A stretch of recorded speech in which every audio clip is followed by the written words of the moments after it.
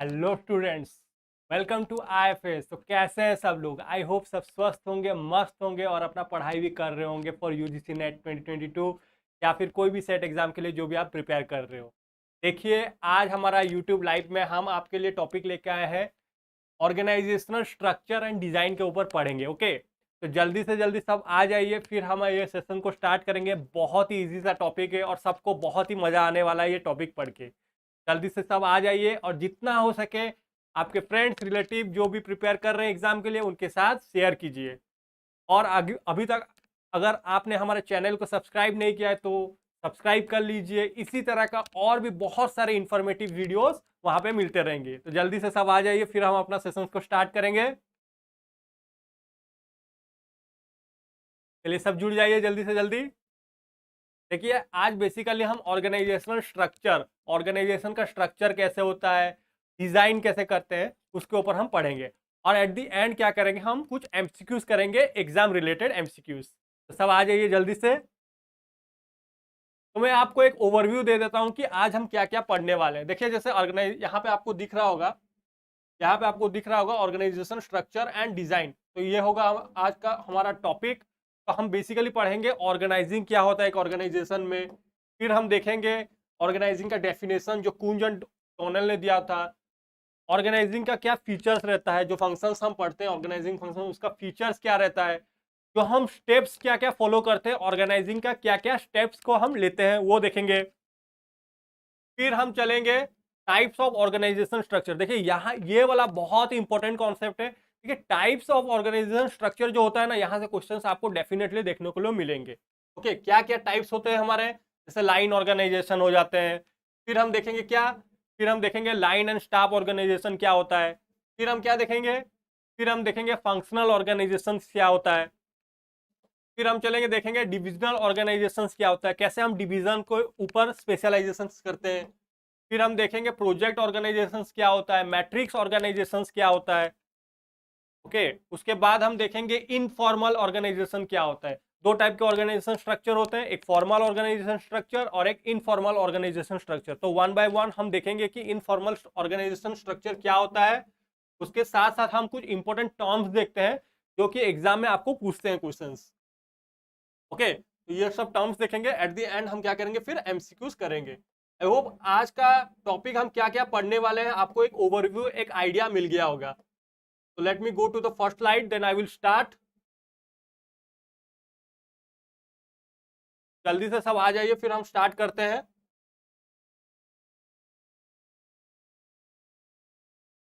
Wait for more 5 second. Okay, देखिए, चलिए हम स्टार्ट करते हैं। ऑर्गेनाइजिंग क्या होता है? देखिए, ऑर्गेनाइजिंग नाम से हम सिंपल टर्म में, लेमेन टर्म में अगर सुनेंगे, सोचेंगे तो ऑर्गेनाइजिंग क्या होगा, हम यहाँ पे ऑर्गेनाइज करते हैं।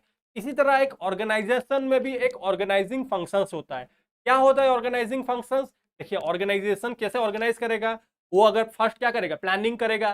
प्लानिंग करने के बाद वो क्या करेगा, उसको कितने मैन पावर नीडेड है, वो कौन सा टेक्नोलॉजी को यूज करेगा, उसका मार्केट स्ट्रैटेजी क्या, कैसे कौन सा होना चाहिए, उसको रॉ मटेरियल्स कितना लगेगा। तो यहाँ पे क्या करता है, वो सब ऑर्गेनाइज करता है। ऑर्गेनाइज करता है मतलब इकट्ठा करता है, रखता है। इसी तरह अगर आप कोई भी एग्जाम के लिए प्रिपेयर कर रहे हो, अगर यूजीसी नेट एग्जाम के लिए प्रिपेयर कर रहे हो, तो फर्स्ट क्या करते हो, फर्स्ट प्लानिंग करते हो कि मेरे को यूजीसी नेट एग्जाम के लिए प्रिपेयर करना है।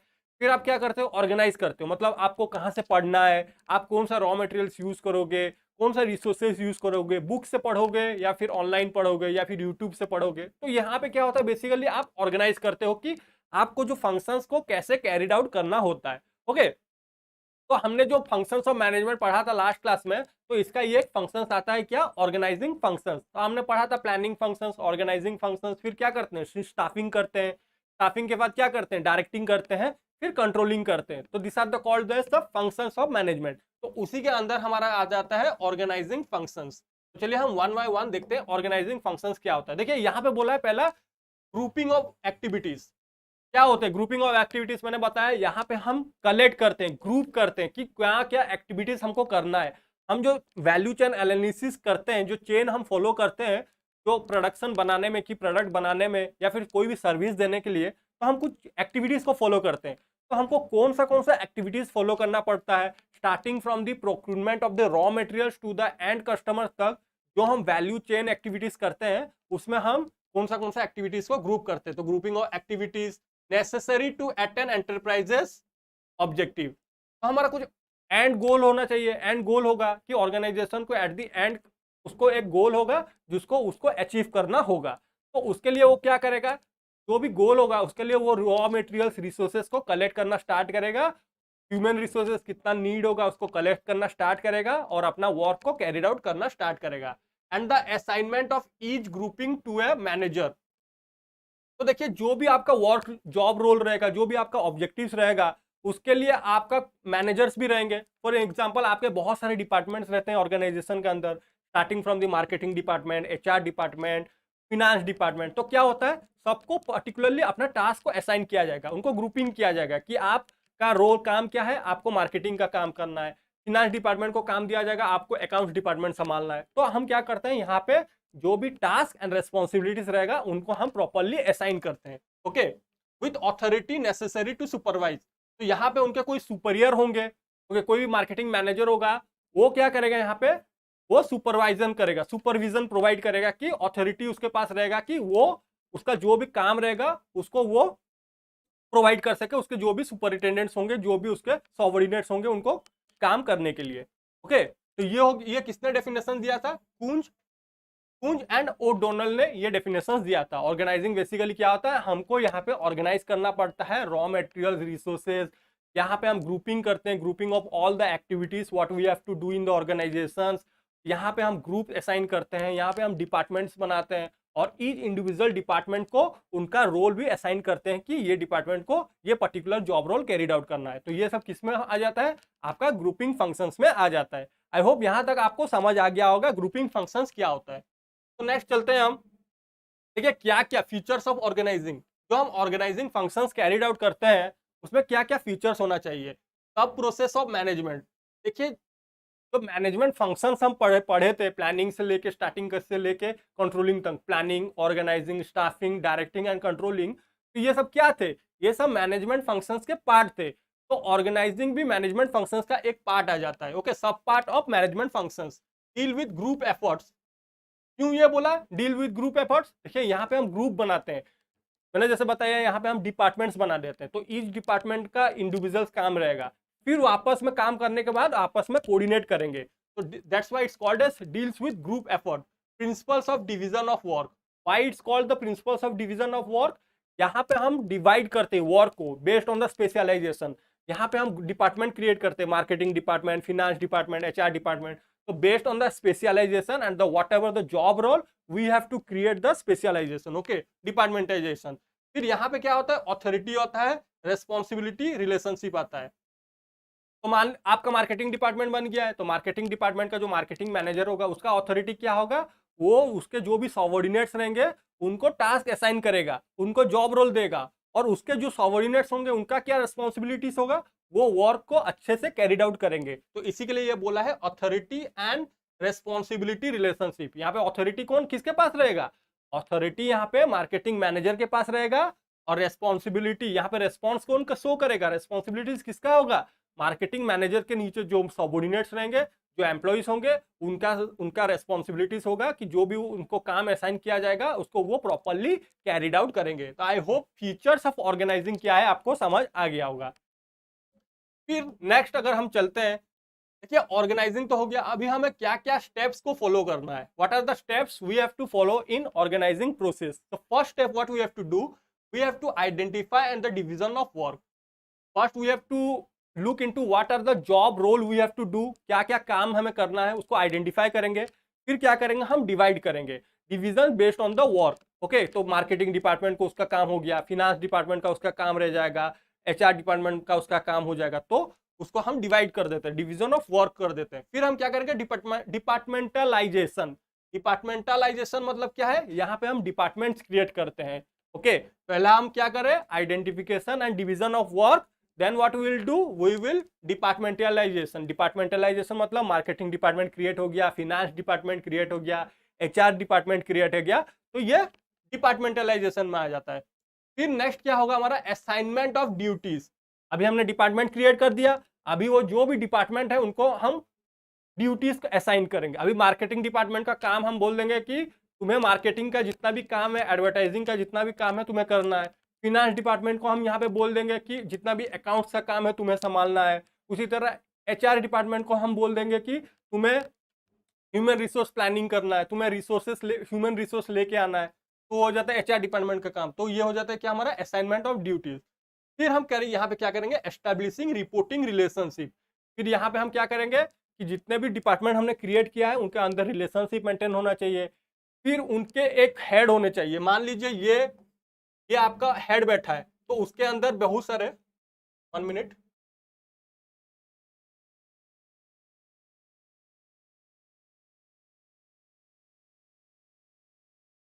तो उसके अंदर बहुत सारे डिपार्टमेंट है। ये हो गया आपका मार्केटिंग डिपार्टमेंट, ओके। ये हो गया आपका एचआर डिपार्टमेंट, ये आ गया आपका फिनेंस डिपार्टमेंट।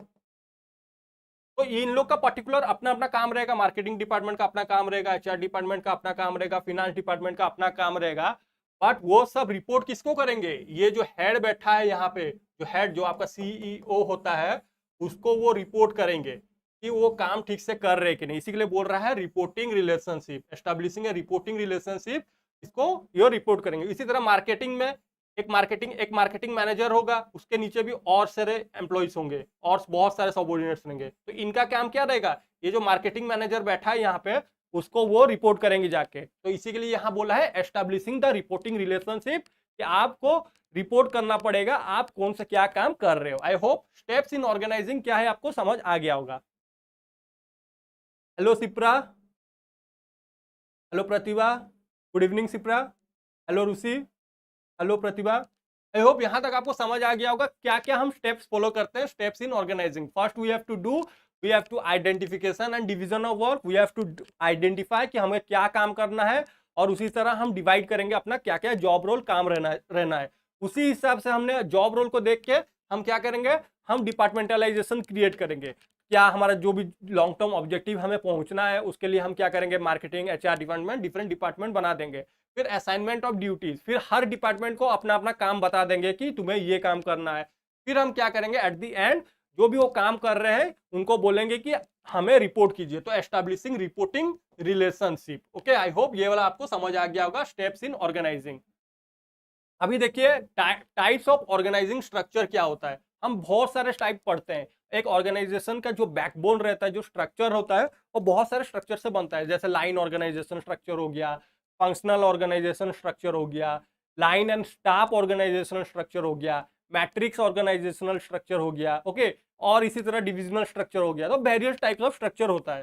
तो फर्स्ट हम देखते हैं लाइन ऑर्गेनाइजेशन। देखिए लाइन ऑर्गेनाइजेशन आपको इस टाइप ऑफ ऑर्गेनाइजेशन स्ट्रक्चर कहां मिलेगा आपको, आप ये वाला बेस्ट एग्जांपल है आर्मी स्ट्रक्चर। ओके, यहाँ पे आपका एक ही हेड होगा जिसको आपको रिपोर्ट करना है, ओके, और वो हेड का भी कोई और एक हेड होगा जो उसको वो रिपोर्ट करेगा। मान लीजिए ये ऐसा स्ट्रक्चर ये फॉलो करता है। आई होप यहाँ वाला विजिबल होगा आपको। देखिए ये यहाँ पे कोई बैठा है, ये इसको रिपोर्ट करेगा, फिर ये इसको रिपोर्ट करेगा, ऐसे ही चलते रहेगा। और कमांड कौन देगा, कमांड ऊपर से नीचे आएगा। तो ये क्या बोला है, oldest and simplest form. Oldest and simplest form, ये पुराने टाइम में ऐसे टाइप का स्ट्रक्चर फॉलो किया जाता था। इसको हम ब्यूरोक्रेटिक स्ट्रक्चर भी बोलते हैं। ब्यूरोक्रेटिक स्ट्रक्चर क्यों बोलते हैं, बिकॉज यहाँ पे देखिए military and scalar type of organisation ये फॉलो करते हैं। जो ट्रेडिशनल ऑर्गेनाइजेशन, जो पुराने टाइम के ऑर्गेनाइजेशन थे, इसी टाइप के स्ट्रक्चर फॉलो करते थे। मान लीजिए यहाँ पे एक बॉस बैठा होगा, उसके नीचे एक बॉस होगा, उसके नीचे फिर और एक बॉस होगा। तो ऐसे line by line vertical structure ये रहता है। तो vertically we have to follow. और कमांड भी आपको टॉप से कमांड आएगा, और जो भी कमांड आएगा आपको वो मानना पड़ेगा। और मान लीजिए आपको अगर आप यहाँ पे हो, बट आपको यहाँ इसको रिपोर्ट करना है, आपको कौन सा स्ट्रक्चर फॉलो करना है, ऐसे जाओगे, इसको पहले रिपोर्ट करोगे, फिर ये आपका बात लेके यहाँ जाएगा, फिर ये फिर लेके टॉप लेवल तक जाएगा। तो ये बहुत ही टाइम टेकिंग प्रोसेस होता है। ओके, ये बहुत ही टाइम टेकिंग प्रोसेस होता है। क्यों, क्योंकि देखिए यहाँ से फिर ऊपर जाएगा, ऊपर से फिर ऊपर जाएगा, तो बहुत टाइम ले लेता है। तो ये हो जाता है हमारा कोई लाइन ऑर्गेनाइजेशन। और इसका बेस्ट एग्जांपल क्या है, आपका army structure, military organisation structure. वहां पे रहते हैं ना मेजर, सुपरिटेंडेंट्स, बहुत सारे वेरियस पोजीशंस रहते हैं, तो उनको रिपोर्ट करना पड़ता है ऊपर जाने के लिए। Okay, I hope line organisation आपको समझ आ गया होगा। फिर हम चलते हैं, देखिए लाइन के साथ अभी जुड़ गया क्या, स्टाफ ऑर्गेनाइजेशन। देखिए वही काम है जो लाइन ऑर्गेनाइजेशन का काम था, यहाँ पे भी वही काम है, लाइन ऑर्गेनाइजेशन स्ट्रक्चर, बट यहाँ पे स्टाफ ऑर्गेनाइजेशन रहेंगे। स्टाफ का यहाँ पे क्या काम होता है, ये यहाँ पे एडवाइस करेंगे, ओके, एडवाइस देंगे, यहाँ पे बताएंगे कि आपको ये काम करना है, बट मानना ना मानना वो लाइन मैनेजर का, जो मैनेजर रहता है उसके ऊपर डिपेंड करता है। बस स्टाफ ऑर्गेनाइजेशन का मेन फंक्शंस क्या होता है, जहाँ पे जो भी मैनेजर यहाँ पे रहेंगे उनका काम बस एक ही काम रहता है कि वो उनको गाइड करेंगे, उनको एडवाइस देंगे। स्पेशलाइज्ड एंड सपोर्टिव एक्टिविटीज, देखिए यहाँ पे बता भी दिया है कि यहाँ पे सपोर्ट करते हैं, supportive activities are attached to the line of command. देखिए यहाँ पे आपका लाइन ऑफ कमांड ऐसे रहता है, ये मान लीजिए एक लाइन ऑफ कमांड है, लाइन स्ट्रक्चर है, तो यहाँ पे आपके कौन रहेंगे, यहाँ पे आपके जो रहेंगे मैनेजर, इनको हम क्या बोल देते हैं, स्टाफ मैनेजर। स्टाफ मैनेजर, तो इनका काम क्या रहता है, इनका काम बस एक ही चीज रहता है कि वो क्या करेंगे, एडवाइस करेंगे। और यहाँ पे रहेंगे लाइन मैनेजर। लाइन मैनेजर का एक काम रहता है, वो कमांड देंगे और आपको कमांड को मानना पड़ेगा। और स्टाफ मैनेजर जो रहेंगे यहाँ पे वो स्पेशलाइज्ड रहेंगे वो जॉब रोल में, और वो सपोर्ट प्रोवाइड करेंगे। ओके, तो ये हो गया हमारा स्ट्रक्चर। नेक्स्ट चलते हैं। नेक्स्ट में हम अगर देखेंगे यहाँ पे हम फंक्शनल ऑर्गेनाइजेशंस। देखिए फंक्शनल ऑर्गेनाइजेशन क्या होता है, बेस्ड ऑन द फंक्शन हम क्या करते हैं, डिवाइड करते देते हैं। यहाँ पे बेसिकली फॉलो की क्या टाइप ऑफ स्ट्रक्चर फॉलो करते हैं, हम डिपार्टमेंटल क्रिएट करते हैं, डिपार्टमेंट बनाते हैं, grouping all the works into major functional department. देखिए यहाँ पे हम डिपार्टमेंट बना देते हैं, जैसे यहाँ पे आपका हेड बैठा है, उसके अंदर बहुत सारे डिपार्टमेंट्स रहेंगे, ये आपका ऑर्गेनाइजेशन, यहाँ पे एक डिपार्टमेंट, यहाँ पे एक डिपार्टमेंट, यहाँ पे एक डिपार्टमेंट, फिर यहाँ पे एक डिपार्टमेंट। तो ईच डिपार्टमेंट का उनका डिफरेंट फंक्शनल रोल रहेगा। ओके, यहाँ पे मान लीजिए मार्केटिंग डिपार्टमेंट है, तो मार्केटिंग डिपार्टमेंट का उनका सेपरेट काम रहेगा।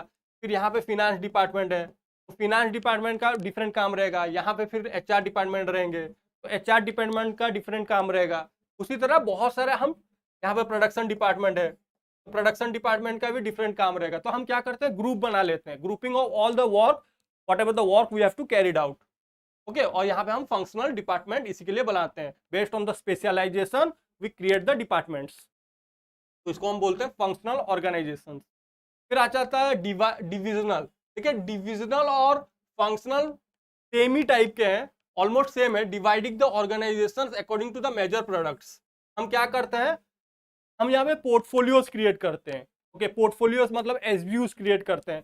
मान लीजिए यहाँ पे आपका टाटा है, तो टाटा के बहुत सारे एसबीयूज आ जाएंगे बेस्ड ऑन द डिविजन्स। यहाँ पे आ जाएंगे टीसीएस, जो सर्विस के लिए, जो कंसल्टेंसी सर्विस के लिए फेमस है। फिर आ जाएगा टाटा मोटर्स, क्या आ जाएगा, Tata Motors,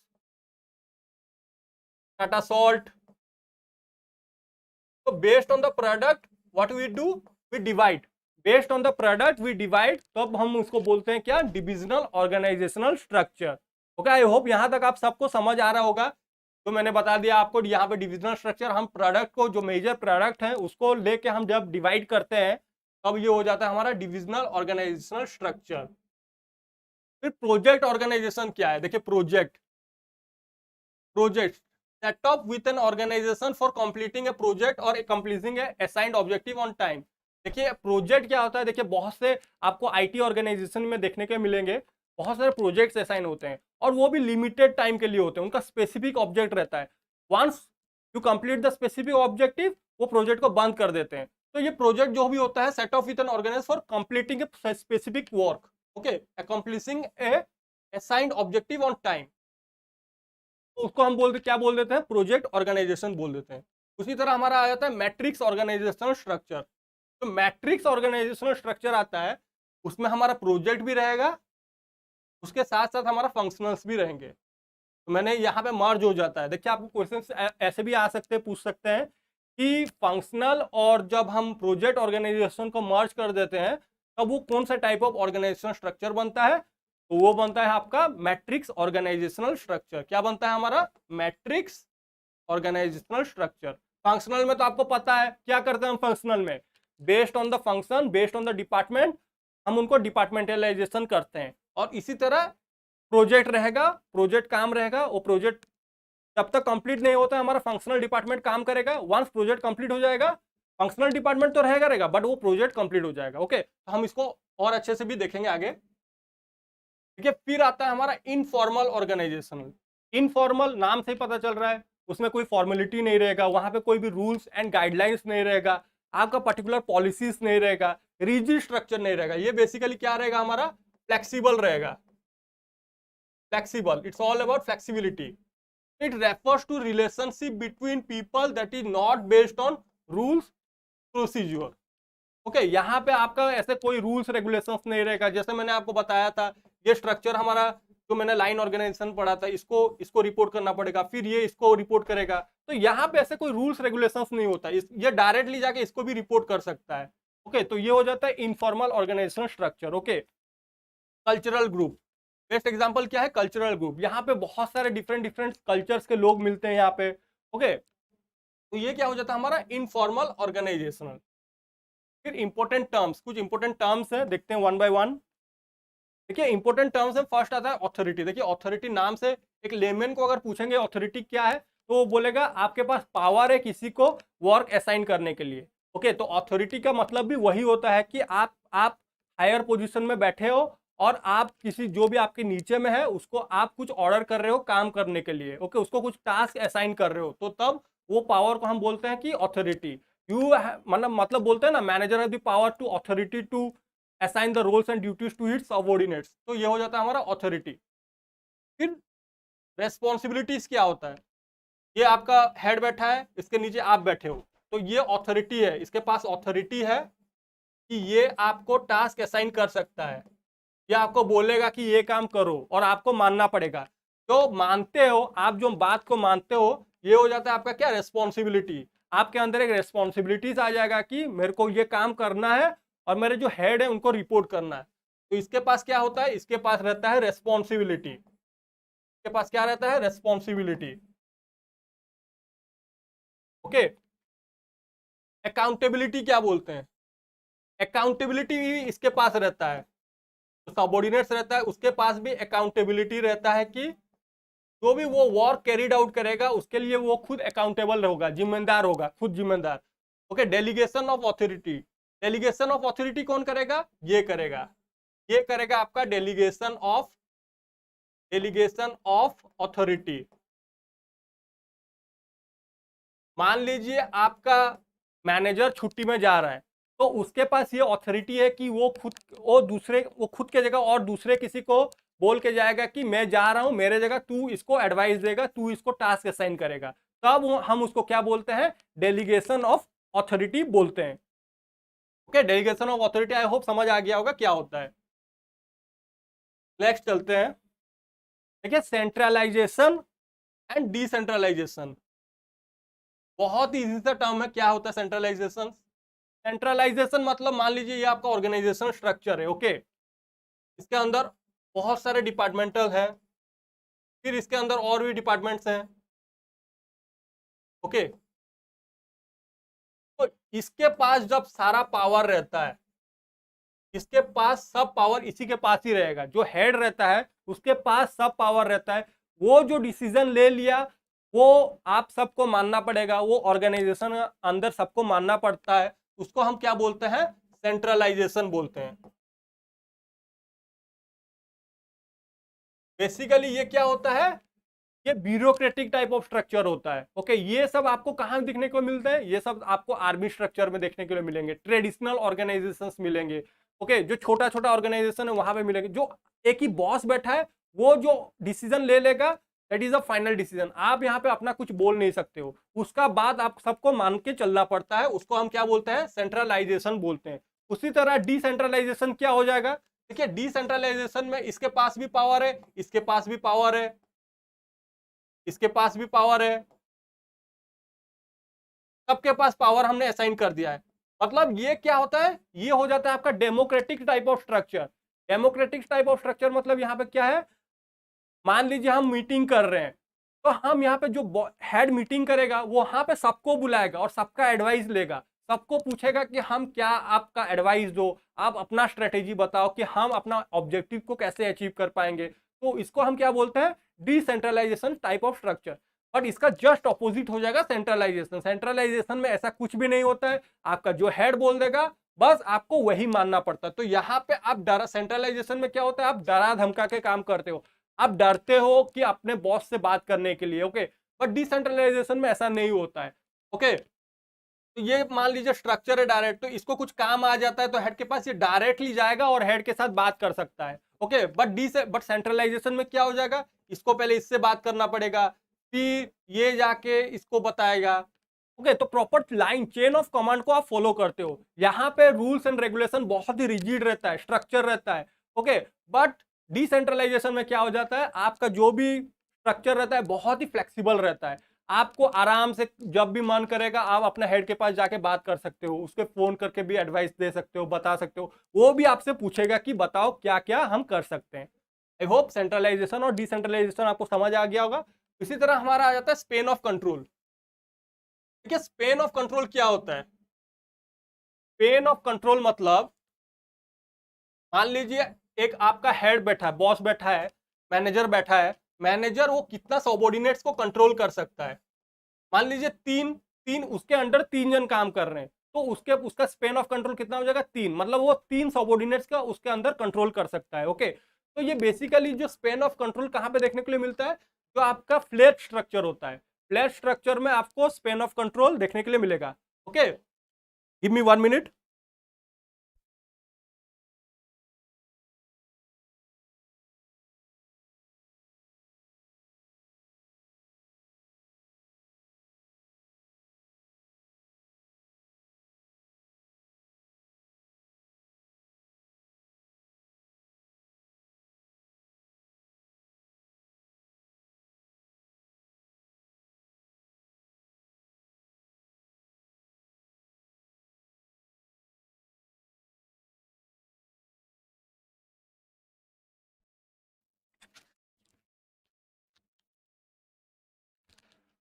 okay, I hope यहां तक आप सबको समझ आ गया होगा। अगर समझ आ रहा है तो एक रेस्पॉन्ड करके बताओ कि यहां तक आप सबको समझ आ गया होगा। स्पैन ऑफ कंट्रोल क्या होता है, मैंने जो आप बता रहा था स्पैन ऑफ कंट्रोल, तो आपका स्पैन ऑफ कंट्रोल कितना रहता है कि आपका मैनेजर कितना सबऑर्डिनेट्स को एक ही साथ कंट्रोल कर सकता है। बेसिकली ये जो आपका फ्लैट स्ट्रक्चर होता है, फ्लैट स्ट्रक्चर में ये देखने के लिए मिलता है। फ्लैट स्ट्रक्चर मतलब ऐसे रहेगा, फ्लैट मतलब यहाँ पे इसके नीचे होंगे, इसके नीचे और होंगे, ओके। तो इसको हम बोलते हैं फ्लैट स्ट्रक्चर। तो टॉल स्ट्रक्चर कैसे होगा, देखिए यहाँ पे फ्लैट है, टॉल स्ट्रक्चर कैसे हो जाएगा, टॉल स्ट्रक्चर ऐसे होगा, लंबाई। तो यहाँ पे स्पैन ऑफ कंट्रोल क्या होगा, नैरो रहता है, और यहाँ पे क्या स्पैन ऑफ कंट्रोल क्या रहता है, फ्लैटर रहता है। तो स्पैन ऑफ कंट्रोल जो टॉल ऑर्गेनाइजेशन होते हैं बेसिकली वो ट्रेडिशनल ऑर्गेनाइजेशन होते हैं जो बहुत ही पुराने साल से चले आ रहे हैं। तो यहाँ पे क्या होता है, आपका स्पैन ऑफ कंट्रोल बहुत ही मिनिमम होता है, ओके। तो I hope span of control आपको समझ आ गया होगा। फिर नेक्स्ट चलते हैं, देखिए यहाँ पे एमसीक्यूज है। देखिए फर्स्ट क्वेश्चन क्या है, which of the following is not correct, not correct पूछा है with respect to matrix organisation. मैंने मैट्रिक्स ऑर्गेनाइजेशन में क्या बताया था आपको, मैट्रिक्स ऑर्गेनाइजेशन में हम प्रोडक्ट और product department and functional department को साथ में लेके चलते हैं, सॉरी प्रोजेक्ट डिपार्टमेंट और फंक्शनल डिपार्टमेंट साथ में लेके चलते हैं। जो हमारे फंक्शनल डिपार्टमेंट होते हैं, देखिए यहाँ पे फंक्शनल डिपार्टमेंट, एक फंक्शनल डिपार्टमेंट होगा प्लस प्रोजेक्ट रहेगा, प्रोजेक्ट डिपार्टमेंट। तो हमारा फंक्शनल डिपार्टमेंट होता है ना, वो हमारा हमेशा परमानेंट होता है। क्या होता है हमारा, ये परमानेंट होता है। बट प्रोजेक्ट डिपार्टमेंट जो रहता है वो पर्टिकुलर स्पेसिफिक टाइम के लिए रहता है। ये क्या रहता है, स्पेसिफिक टाइम के लिए रहता है। वंस प्रोजेक्ट कंप्लीट तो वो काम खत्म हो जाएगा, बट वो एम्प्लॉइज को वापस अपना फंक्शनल डिपार्टमेंट में आना पड़ता है। ये कुछ मिनिमम टाइम के लिए रहते हैं। तो यही क्वेश्चंस में पूछा है आपको, which of the following is not correct with respect to matrix organisation. It is a combination of functional and product organisation. क्या करेक्ट है ये, yes this one is correct. ये यहाँ पे क्या होता है, यहाँ पे फंक्शनल और हमारा प्रोडक्ट ऑर्गेनाइजेशन को कंबाइन लेके चलते हैं। Functional department are not permanent fixture of matrix organisations, इसको देखेंगे बाद में। देखिए product department are created as the need for them arises. तो मैंने जो आपको प्रोडक्ट डिपार्टमेंट बोला, जो प्रोजेक्ट डिपार्टमेंट बोला, वो स्पेसिफिक टाइम के लिए क्रिएट होता है। वंस आपका ऑब्जेक्टिव खत्म हो जाता है वो डिपार्टमेंट को हम क्लोज कर देते हैं, ओके। तो ये भी हमारा होगा right. Team members have functional home when they are not needed on the project. देखिए मैंने बताया था ना आपका, जो भी आपके एम्प्लॉयज होंगे, टीम मेंबर्स होंगे, उनके एक फंक्शनल होम रहेगा। मतलब जब वो काम नहीं कर रहे हैं तो वो ऑर्गेनाइजेशन में रहेंगे, जब उनका काम नीडेड होगा, जब प्रोजेक्ट आएगा या फिर प्रोडक्ट आएगा, प्रोडक्ट डिपार्टमेंट आएगा, कुछ भी काम आएगा, तब उनको फंक्शनल होम से वो प्रोजेक्ट डिपार्टमेंट को जाना पड़ता है। ओके, तो यहाँ पे क्या बोला है, टीम मेंबर्स है functional home when they are not needed on the project, तो ये भी सही हो जाएगा। देखिए ये सही है, फर्स्ट सही है, ए सही है, ए सही है मेरा, सी सही है मेरा, डी सही है। देखिए मेरा कटिंग आंसर ये यूज किया और ये एलिमिनेट हो जाएगा। तो बी ऑप्शन में मेरे को क्या पूछा था, functional department are not permanent fixture of और मैट्रिक्स ऑर्गेनाइजेशन, ये नॉट नहीं होगा। Functional department are permanent fixture of matrix organization. Okay, तो नेक्स्ट क्वेश्चन नंबर 2 की तरफ चलते हैं। देखिए one of the most popular way to group activities is by geography, product, process या फिर फंक्शंस।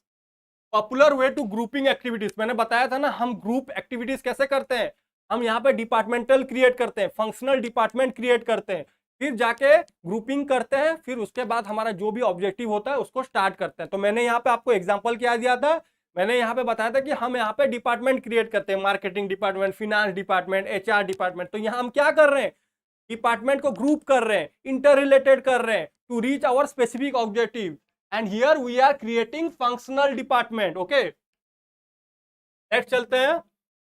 यहाँ पे देखिए एक एसेशन रीजन का क्वेश्चन है, यहाँ पे ब्रेनस्टॉर्मिंग के बारे में पूछा है। Brainstorming technique demands generation of a number of alternatives to a problem.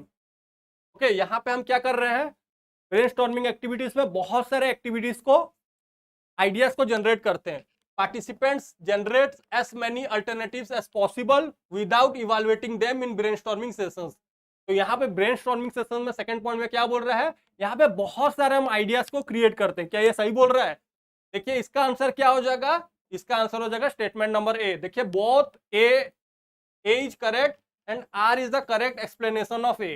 तो ए जो बोल रहा है उसको आर करेक्ट एक्सप्लेनेशन कर रहा है। देखिए brainstorming technique demand generation of number of alternative to a problem. आपके पास प्रॉब्लम है, आप बहुत यहाँ पे अल्टरनेटिव क्रिएट कर रहे हो, आइडियाज को क्रिएट कर रहे हो, तो ये हो जाता है हमारा ब्रेनस्टॉर्मिंग टेक्निक होता है।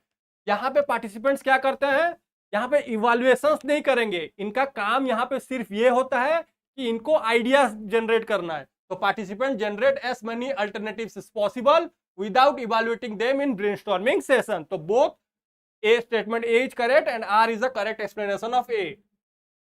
नेक्स्ट चलते हैं, following are the events of an organisational culture. देखिए हमने ऑर्गेनाइजेशन कल्चर पढ़ते हैं, तो यहाँ पे बताया है कि आपको इवेंट्स को फाइंड आउट करना है। क्या क्या हमारा ऑर्गेनाइजेशन कल्चर के अंदर क्या क्या आता है, customer orientations and employ policies. Yes, ये तो आता है हमारा, ये तो आएगा कि हमारे कस्टमर्स के प्रति कितना ओरिएंटेशंस है, वो देखेंगे। एम्प्लॉयज का पॉलिसीज क्या होना चाहिए, आपका ऑर्गेनाइजेशन के अंदर आप कौन सा पॉलिसीज को यूज कर रहे हो, ये होना चाहिए। Quality orientations, directing and employees policies, obviously ये भी आएगा आपका। आप यहाँ पे एम्प्लॉयज को डायरेक्ट कर रहे हो, आप अपना क्वालिटी चेक कर रहे हो, पॉलिसीज क्या रहना चाहिए, ए बी तो रहेगा ही रहेगा। उसके साथ साथ decision making, products and services and responsibilities to the society. Okay, तो आपको यहाँ पे ऐसा प्रोडक्ट बनाना है जो कि सोसाइटी के लिए हेल्पफुल होना चाहिए, तो ऑप्शन नंबर सी भी आएगा, ये भी करेक्ट है मेरा। Reaction to competitors and gratitude towards nation, देखिए ये भी ठीक बोल रहा है, आपको कॉम्पिटिटिव एनालिसिस करना पड़ेगा, आपको कॉम्पिटिटर्स को भी देखना पड़ता है कि वो कैसे कर रहा है, आपको उसके साथ भी कंपेयर करके चलना पड़ता है, और ग्रेटिट्यूड टुवर्ड्स नेशन, तो ये भी सही है। रोल एम्बिग्यूटीज, देखिए एम्बिग्यूटी आ गया। ट्रेड यूनियन पॉलिसीज, ये सब ऑर्गेनाइजेशन कल्चर में नहीं आता है। ट्रेड यूनियन आपका सेपरेट कॉन्सेप्ट हो जाता है ऑर्गेनाइजेशन कल्चर से। ओके, और रोल एम्बिग्यूटीज, यहाँ पे रोल एम्बिग्यूटीज कुछ भी नहीं रहता है, तो ये ऑप्शन नहीं होगा। तो मैंने ई को एलिमिनेट कर दिया, यहाँ से ई है, ये एलिमिनेट, ये eliminate, this one will be my right answer. Last question देखिए, यहाँ पे पूछा the social environment of the job effects. देखिए इफेक्ट्स बोला है, मतलब यहाँ पे हम पीपल्स का एटीट्यूड, पीपल्स का बिहेवियर, उनका साइकोलॉजिकल एस्पेक्ट, उनका माइंड को स्टडी करते हैं। People and it also affected by them not by management alone is the main proposition of what, तो इसका क्या आंसर हो जाएगा आपका neo classical theory of organization. देखिए नियो क्लासिकल थ्योरी जो था इसे किसने दिया था? यहाँ पे हम ह्यूमन रिलेशनशिप एस्पेक्ट को स्टडी करते हैं। यहाँ पे हम ह्यूमन बिहेवियर स्टडी करेंगे, उनको एम्प्लॉयज को कैसे मोटिवेट करेंगे उसको हम स्टडी करते हैं। और नियो क्लासिकल थ्योरी में किसने किसने इसको दिया था? इसमें मेन कौन आता है? Elton Mayo. एल्टन मायो ने ह्यूमन रिलेशनशिप एस्पेक्ट के ऊपर बताया था। और यहाँ पे हम ह्यूमन बींग्स को कैसे मोटिवेट करेंगे, उनको कैसे रिवॉर्ड्स देंगे, उनको कैसे इंसेंटिव्स देंगे जिससे हमारा प्रोडक्शन और इंक्रीज हो सके और प्रोडक्टिविटी भी इंक्रीज हो। तो neo classical approach will be my correct answer. देखिए आपको कीवर्ड ढूंढना पड़ता है। देखिए इफेक्ट्स, इफेक्ट्स मतलब क्या है? यहाँ पे इफेक्ट्स मतलब आपको एटीट्यूड के ऊपर इफेक्ट गिर रहा है, आपका बिहेवियर के कैसे इफेक्ट गिर रहा है, आपका साइकोलॉजी इफेक्ट कैसे गिर रहा है। ये हमारा आ जाता है neo classical theory of organization में। देखिए आज के लिए तो इतना ही कंटेंट था। देखिए आपके लिए एक वुमेन्स डे स्पेशल आ रहा है, 65% ऑफ आपको मिल जाएगा जो कि मार्च 8 को आ रहा है। ओके, तो that's all from my side. अगर आपको ये वीडियो सेशन अच्छा लगा, इंफॉर्मेटिव लगा, तो डेफिनेटली आप क्या कर सकते हो, जितने भी आपके फ्रेंड्स रिलेटिव है उनके साथ डेफिनेटली शेयर कीजिए। और अगर आपको कोई भी क्वेरी है, कोई भी डाउट है रिगार्डिंग आवर कोर्स स्ट्रक्चर और regarding this session also, you can comment in the comment section में आप कमेंट भी कर सकते हो। Okay, thank you and have a nice day.